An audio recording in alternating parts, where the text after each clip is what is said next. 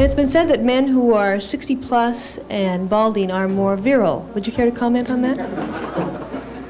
Well, it's years since I've been to bed with a 60-year-old balding guy, so I don't know. Sean Connery was the original Hollywood savage. He was sharp, he was blunt, and he always had the perfect response for everything. When he returned to David Letterman's show after a 7-year absence, Letterman wanted answers. But asking Sean Connery to explain himself was never going to end well.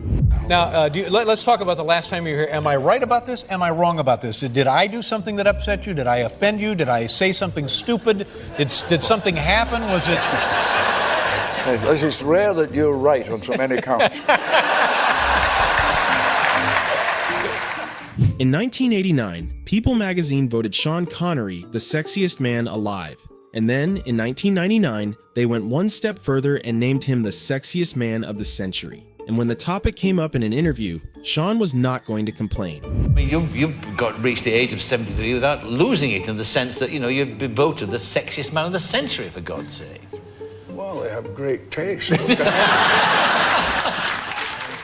And reporters were always curious about what Sean himself thought made him so appealing. But as one reporter found out, getting a straight answer out of him was never going to be that simple. How do you define sex appeal? How do I define it? How do you define it? I think it depends on the person. Well, we could go on all night. James Bond has always been synonymous with beautiful women. And Sean Connery, who played the role in 7 films between 1962 and 1983, had a lot of experience with that side of the job.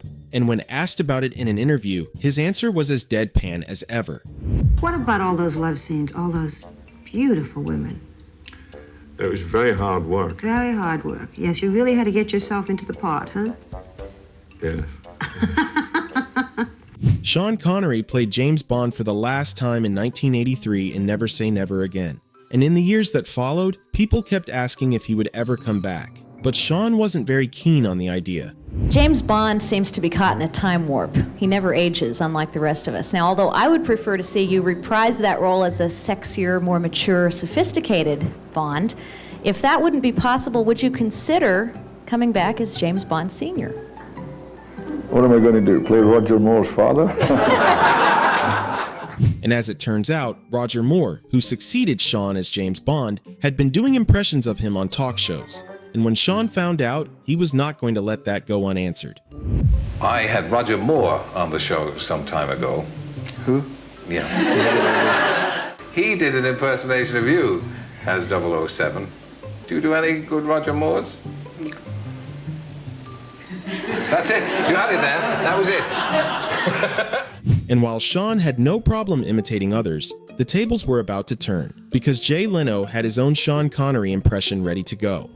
Do people do a lot of impressions of you? I only seen them very rarely, but do you get that a lot? People come up and do you, to you? I hear, but I've never witnessed one. I do one word. I can only do one word. It's from Goldfinger when you meet Pussy Galore. That's the only one I can do. It's two. It's a hello, Pussy.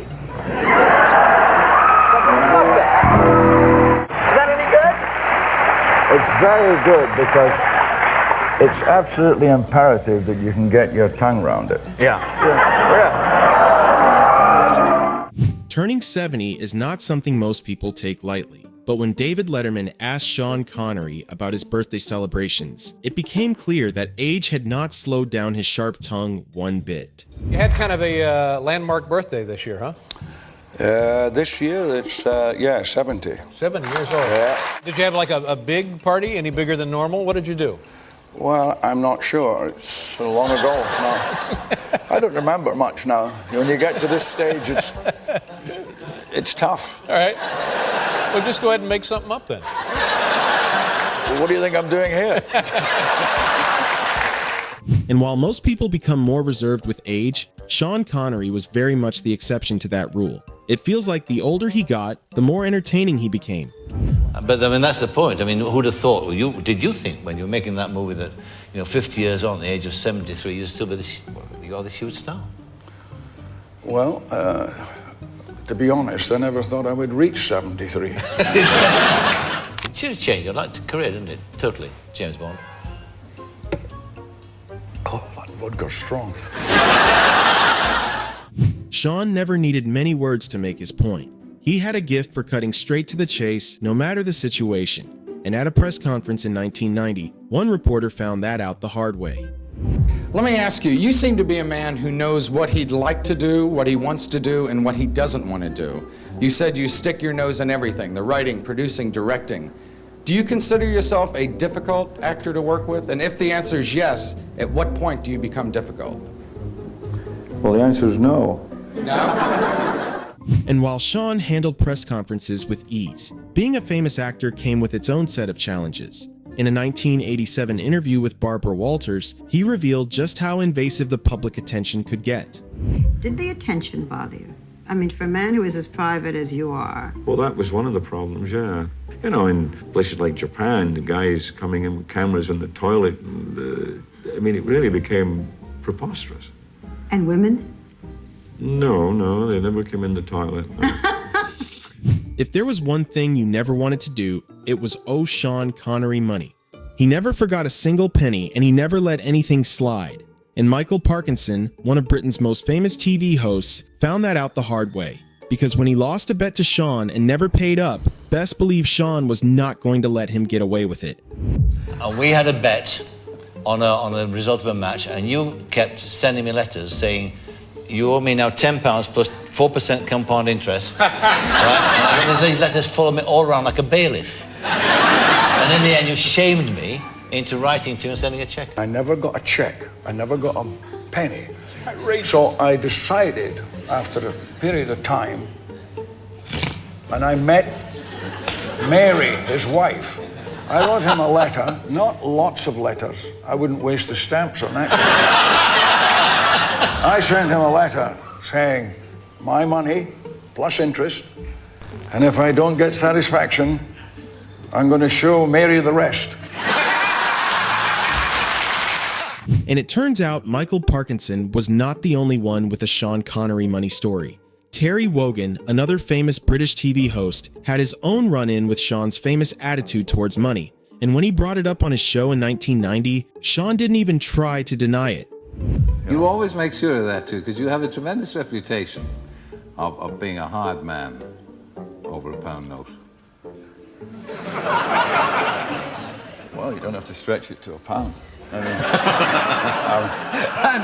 No, I played golf with you. Yeah. It could be 50p, I know that. Yeah. no, I like fairness. And it's not just the money, there's the principle too. But it is the money as well. And Sean's attitude towards money spared nobody, not even the world's most famous spy. I mean, one of the reasons I gave up the James Bond films, apart from not getting enough money, was the fact that they introduced far too much technological stuff. Right. And it became wizardry. For all his savage wit and sharp tongue, Sean Connery was actually a very simple man at heart. A round of golf, good company, a fine meal. That was just about all he ever really needed. If you got up in the morning and said, today I'm going to do exactly what would bring me the most pleasure for the whole day, what would it be? Have time to go and hit a few balls on the golf course, and the light just going and have a few good drinks, and then have a terrific dinner, and then my wife would come and collect me somewhere. In 1988, Sean Connery won the Oscar for Best Supporting Actor for his role in The Untouchables. And when he took to the stage to accept the award, the audience quickly realized this was not going to be a typical Oscar speech. Ladies and gentlemen, friends, and a few enemies,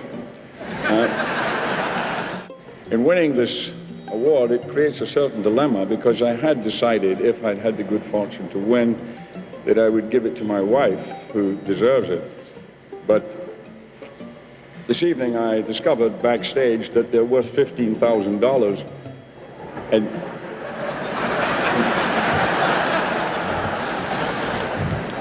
now I'm not so sure. But that was not the only award ceremony where Sean stole the show. Because in 2006, he received the AFI Life Achievement Award at the age of 76, and he walked on that stage like a man half his age.